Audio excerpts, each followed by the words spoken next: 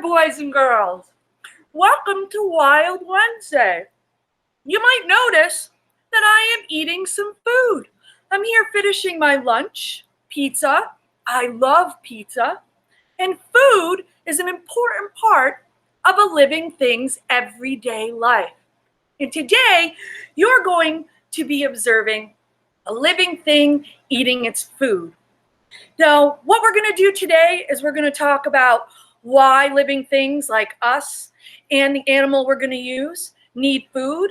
We're going to talk about how we eat food and how our body's parts function to eat that food. And then we'll compare it to the animal that's going to eat in front of you. We are going to feed one of our corn snakes, Galileo, today. So we'll also be looking at a snake's parts and function of how it eats. And then later on, I'm going to pull out that snake's food and bring my camera really close, and you'll get to observe that feeding. I will give you an opportunity to either shut off your computer or leave if you just want to learn about food and how animals and living things eat. But we'll talk about that a little later, so I won't start the feeding until I give you a fair warning. So I'm going to put my pizza down, and we'll start talking a little bit about food. How many of you guys eat food? Yes, you eat food several times a day. We have many meals, we have snacks. Now, do we all eat the same kinds of food?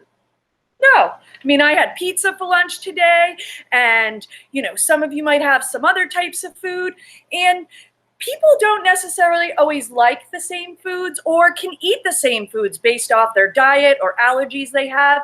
And animals are the same exact way.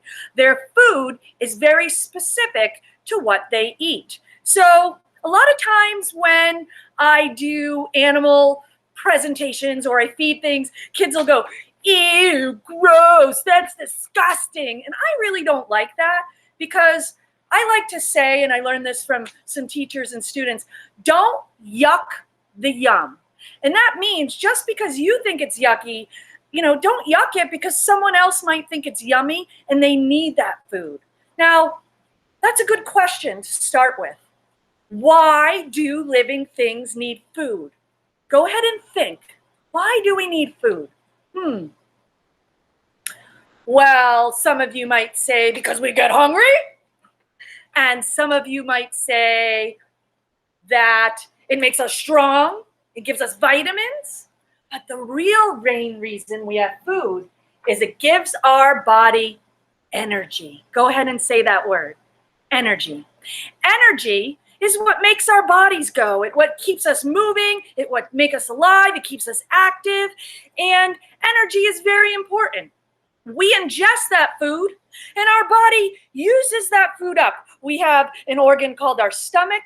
That food sits in our stomach, and the digestive juices break it up, and it allows us to run and walk and do our schoolwork and do all the things we do. It gives us energy. And you might notice if you don't eat on time, you get really tired or sluggish because your body is needing that food for energy.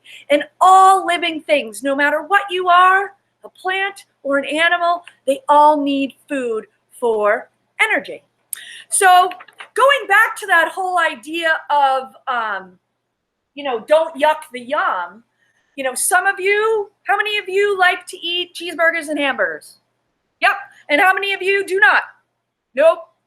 And how many of you like seafood, like fish and crabs and lobsters? I don't. But I think it's okay if you do. But remember, the whole reason we have that food is for energy. And energy, just like we put food in our mouth and it makes our bodies go, it's similar to like when your parents put gas in the car and it makes them go. So really important. And I'm going to show you a picture of how food and energy work in the natural world. And we actually call it a food chain. Now, it's not a little chain with like a necklace with cheeseburgers or anything like that, a little pizza necklace. That would be fun though. But a food chain is how one living thing passes energy to another in order to survive and do the things it does in its daily life. And let's take a look at this. Now, all the energy on our earth starts in one place. We call it the ultimate source of energy. Do any of you guys know what that is? Go ahead, look at the pictures. It is the sun. The sun provides energy for everything in our world. And the first part of our chain is right down here. These right here in the green behind it, we say that they are plants. It is grass. Now, the sun provides energy. The light provides energy for that grass to grow. And we call any animal that only eats, any living thing that makes its own food, because grass doesn't walk around and have a mouth and eat something else. Grass gets its energy from the sun, or it makes it on its own. And we call all living things like plants producers. Can you say that? And that's because the plant produces or makes its own food. Then you're going to see a little arrow here that goes to the grasshopper. Now, that doesn't mean the grass is eating the grasshopper. It's quite the opposite. The grasshopper is eating that grass. So what do you think the grass is sending to that grasshopper? You got it. The red arrows is what we consider our energy. So that producer, the grass that makes its own energy, then gets eaten by the grasshopper, and the energy goes to the grasshopper. Then that grasshopper gets eaten by a mouse. So that energy goes from the grasshopper, whoop, to the mouse. And then that mouse gets eaten by a snake. And that mouse gives energy to the snake. Now, when we have an animal eating another animal or another living thing like grass, we call those consumers. Can you say that? Consumers. And that's because they consume or eat their own food. They're not making it themselves like a plant. And then that snake is eaten by a hawk, and that hawk gets its energy. The snake gives that energy to the hawk, and the hawk is also a consumer. Now, the hawk is at the top of our food chain, meaning there's not many things that eat hawks. So eventually, the hawk will get old and it will pass away. And when it does, it falls down to the ground. And when it lays on the ground dead, I don't know if you've ever seen something dead on the side of the road or in your yard, all of these little living things like worms and beetles and mushrooms break down that dead thing back into the earth. And we call those things that break the dead things down decomposers. Can you say that? Decomposers. Great. And you'll see it's like a chain. And then when that dead hawk decomposes into the ground, then it provides nutrients for that grass, which gets its energy from the sun, and that chain starts all over again. So that's really neat. That's kind of how one living thing needs to eat another to survive for its energy. So on our Wild Wednesday a while ago, we talked a little bit about what are some of the things that snakes eat. Do you guys remember? They eat things like rodents, like mice and rats. They'll eat other reptiles, snakes and lizards. They'll eat frogs, eggs, birds. Some of you might even say people, but believe it or not, a snake could probably harm or kill a person, but it would be really difficult for them to eat it. And I'm sure there's rare circumstances, but snakes don't really eat humans. We don't taste very well. We're way too big. Now, all of those things that snakes eat are meat. And we have another name for animals that only eat meat. Do we remember this one? It's called a carnivore. Go ahead, say that, carnivore, because carne means meat. So snakes are carnivores. Now, before they eat their food, snakes have to catch their food, and they do that with their mouth. And then they kill it in two ways. I'm not sure if you remember. The first way is with fangs and venom. You're a venomous snake. But the second way is they constrict or squeeze their prey. And most of the snakes in Massachusetts and in our world constrict or squeeze their prey until it can no longer breathe before they eat it. And here in captivity at the Science Center, most of the time our snakes don't constrict their food because our food is not going to be alive. We're not feeding a live animal to another live animal. Our food is frozen from a fridge and we thaw it out. Now,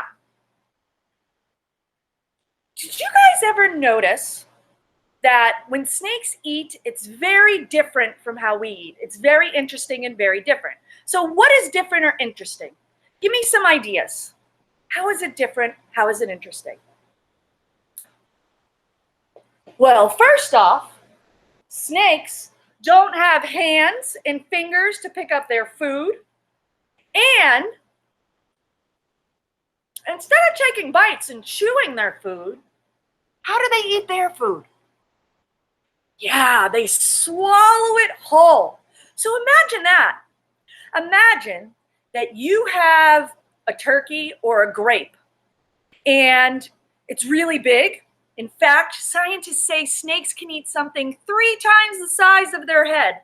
1, 2, 3. So imagine a grape 3 times the size of your head and no hands or fingers, no forks, no knives, and you just having to swallow it and eat it whole. Do you think you could do it? No. Our bodies are not designed and don't have the parts that are special that snakes do. So what we're going to do now is look at our body parts, our mouth and our head, and then we'll compare it to a snake's to see how they're similar or different. All right. I think it's amazing that snakes can eat something whole and without arms or fingers or cutting it up. But let's look at our skull. So this is the top of our skull. We have our head with our eye sockets and our nose. And we have our teeth, our front teeth there. You can see them from the front and the side. And then we have a second part to our skull or our head. And this is the bottom part. It's called our jawbone. And the jawbone goes right here. It starts up by your ears and goes all the way down across your chin and all the way up to your other ear. Now, if you look at this jawbone, it's one piece of bone. It's all one piece, it's connected, and it's very strong. We can't bend it or move it. We can open it up and down. And where our bottom jaw connects to our top jaw, we have a little flexible band called a ligament. Can you guys say that? Oh, I think I have that word somewhere. Yeah, ligaments. Can you say that? Ligaments. And ligaments are flexible, meaning that they bend and stretch a little bit. But ours are not very big. They're very small and tight, like a little tiny ligament. So what that allows us to do is it allows us to open our mouth like this from top to bottom. Go ahead and practice. And if you actually put your fingers right here by your ears and right here by your ears where your jaw meets the top of your skull and open your mouth, you'll feel the ligaments moving. Awesome. Now, I want you to also notice the shape of the teeth.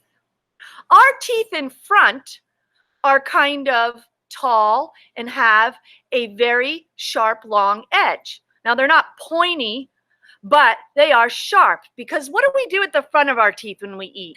We bite, and then we move the food to the back of our mouth where we chew. And look at the back teeth.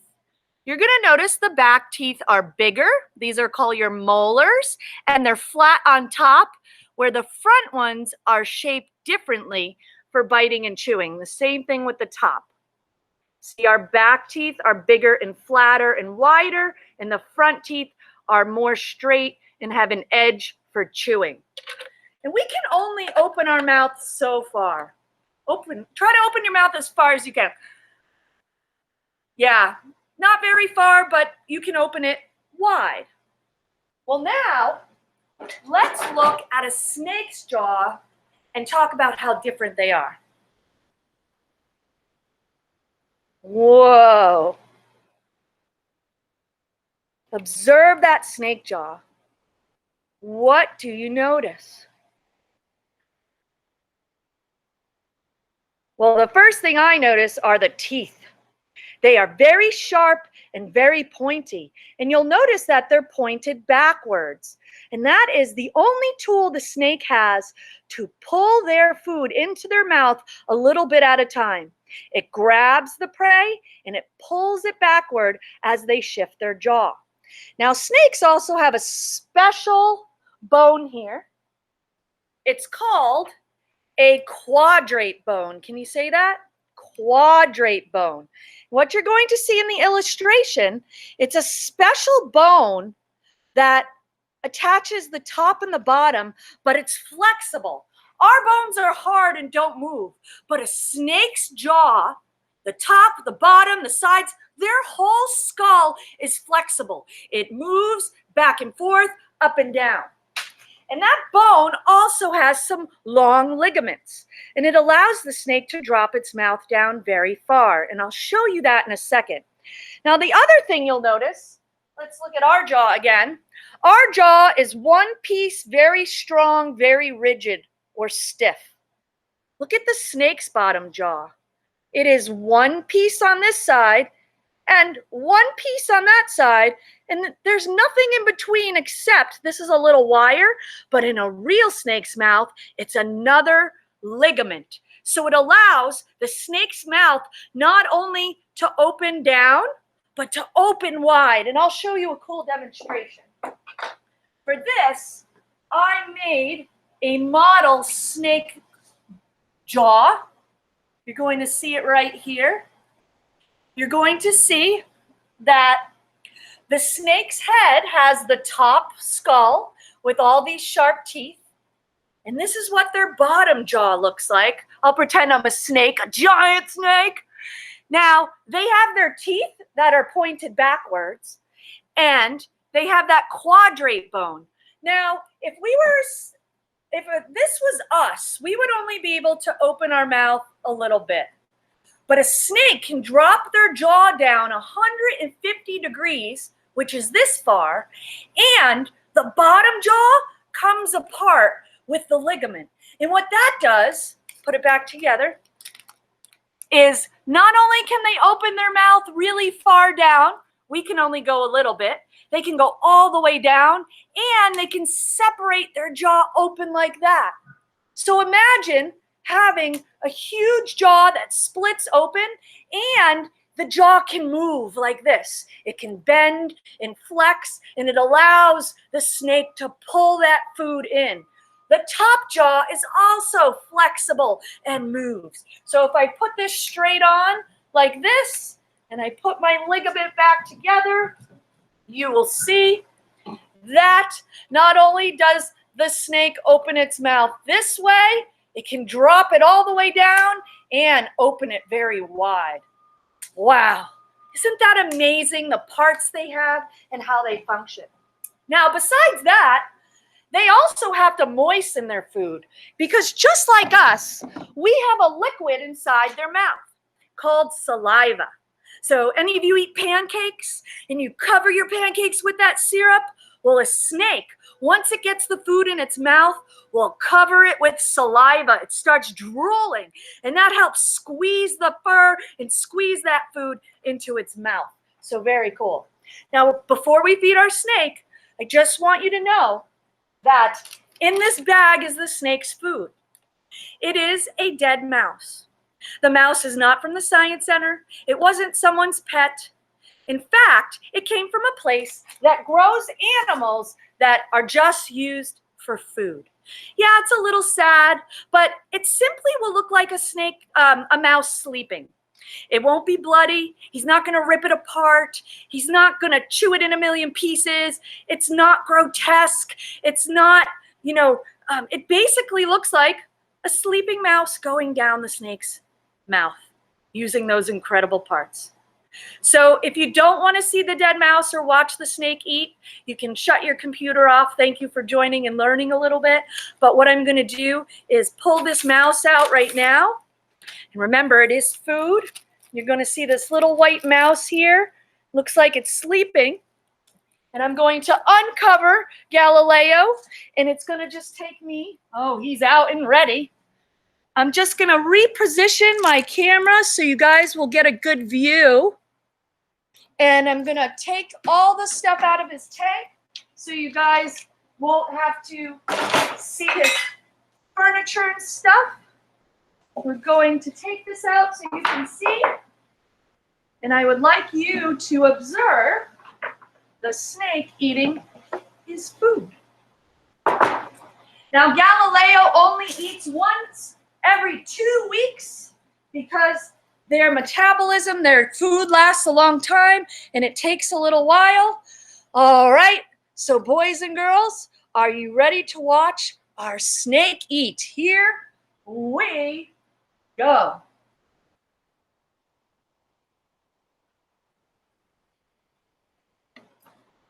Oh, we even got a little constrict. Look at that. Now, boys and girls, I want you to pay attention to his mouth and his neck.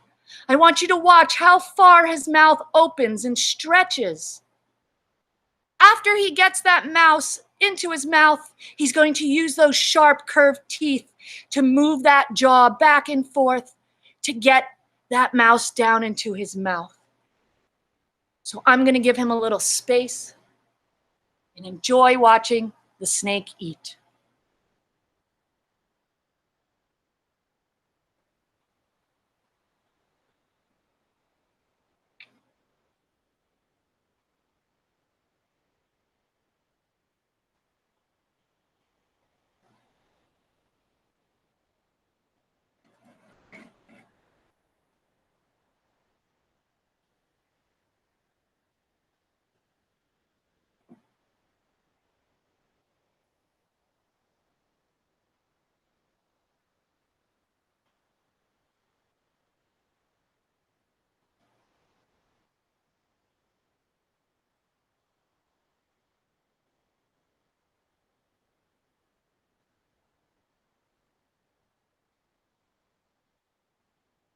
Now, Galileo's holding on to that mouse for a while, so he might believe that he's constricting it and waiting for it to expire.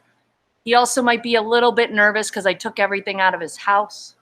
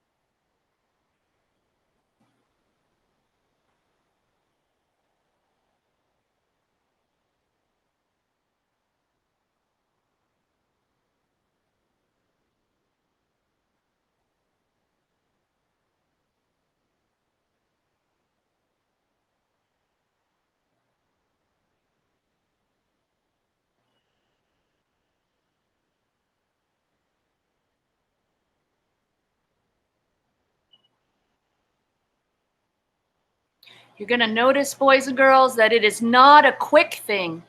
Because they don't have arms or legs, it takes them a long time, and you'll see there he's moving the top of his jaw, the bottom of his jaw. He's using those teeth to pull that mouse in. He's also pausing to cover it with saliva. And you're going to see his neck and his scales, his skin will stretch. And then he's going to use all his muscles to pull that food into his esophagus and down to his stomach.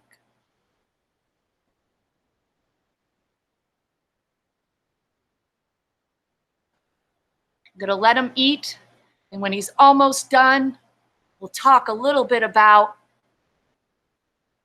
how he can breathe while he's doing this. Guys, have any ideas of how he can breathe while he's doing this?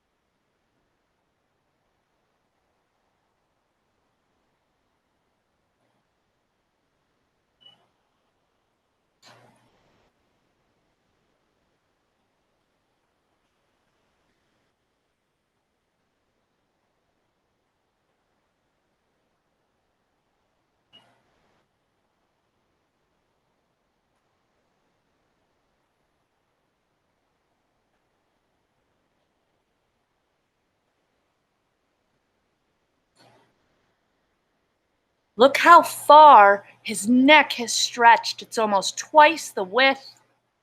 He's in the thickest, biggest part of that mouse. And that's going to provide him energy for the next 2 weeks. Some snakes eat once a week. If you're eating insects, you eat more often.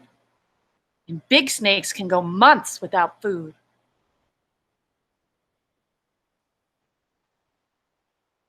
Now, some people hear that snakes dislocate or unhinge their jaws.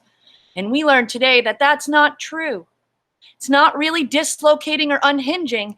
It's all those ligaments that stretch and having a flexible bone structure, the jaws in their mouth. Oh, look at that. Isn't that awesome? It's almost got it all the way in. He does eat. Oh, look, he's giving you a front view. Oh, what a great view. He's got that tail there. You might also see a small circular round thing at the bottom of his mouth. If I go this way, oh, it just opened a little bit. Oh, and he just closed it a little bit. Snakes have a special hole in their mouth. And that special hole, boys and girls, is called a glottis. Can you say that? Glottis. And you're going to see the glottis are the holes at the bottom of the snake's mouth. They're not in the back of the throat, they're up front. And what that does is it allows the snake to breathe. He can open it and close it when he's got that food in there, and it can extend out further towards the outside of his mouth while the food is on the inside. Glottis. We've got that last little part of tail. And then sometimes after snakes eat, they take a big yawn. It kind of puts their ligaments and stretches their mouth back into a good position. You'll see his mouth is still open a little bit. We'll wait and see just another second or two to see if he yawns. And watch those muscles in his body pushing that mouse down. You can still see where the mouse is, but once it gets about halfway down, it disappears. Not like in the movies where you see a human body and the snake and it's traveling down. Are you going to yawn for us, Galileo? Give him another second or two. Hi, buddy.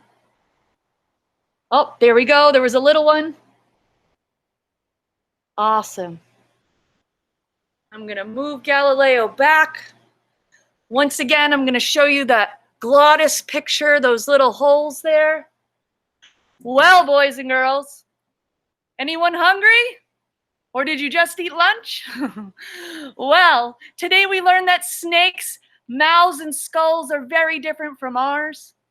and they're flexible, and they have specially shaped teeth that are different from us. But we also learn that food is a very important part of every living thing's life, whether you're a plant and you produce your own food or you consume your own food. And it's very important for energy and to keep our everyday lives happening. So I hope you enjoyed watching our snake eat. If you have any questions or things you want to tell me, you can email me at my last name, PAVLICEK, at bpsk12.org.